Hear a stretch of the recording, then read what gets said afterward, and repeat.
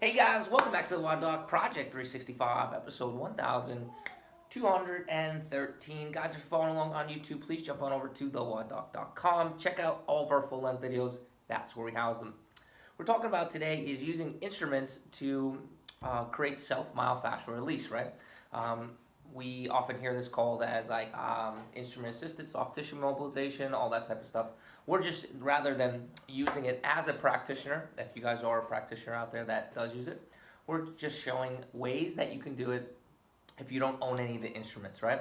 So granted, all those instruments are great, but when in a pinch, you can use a butter knife, right? Now, pay attention to this, guys, because we don't want anybody doing anything stupid. When we do this, right, we're only talking about the back end of the butter knife, right? So basically what you're doing is you're not ever going to use the sharp end. Even though butter knives aren't that sharp, we don't want to be scraping ourselves with a butter knife, right?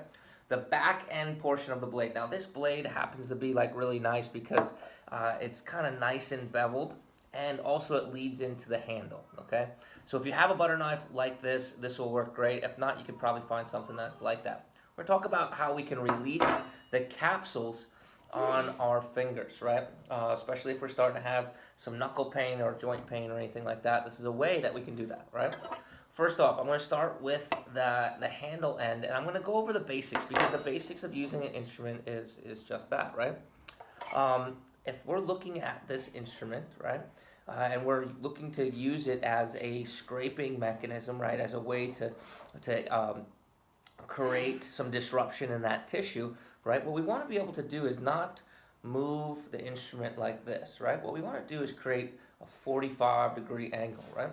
And then what I'm going to be doing is I'm going to be pressing and then releasing, pressing and then releasing.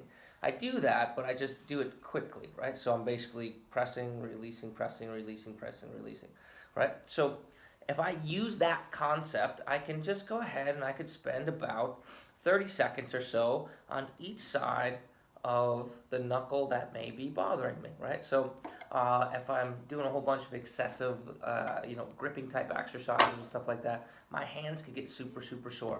This isn't limited to your knuckles, guys. You can use this any place that you want, right? Just try to keep that method of the 45-degree angle and try to keep the method of pressing, relaxing, or releasing the pressure, pressing, releasing the pressure, pressing, releasing the pressure, right? When you go and you do it fast, it looks like you're just scraping back and forth, but really you're pressing down and coming like that, right? Now, if you want to get a little bit deeper, we're going to go ahead and flip. Notice because this side is much thicker, we're going to flip to the thinner side. But again, it's the back side. Let's not get crazy here and do anything dumb, okay? So I'm just going to use this just like I would any other type of instrument, right? And I'm able to, again, cause some irritation, cause some disruption, which will promote healing on both sides of the knuckle, right? So this is just a little bit of an exposure for you guys to be able to say, okay, well, listen, it's something else that I can use. You don't necessarily need any emollient.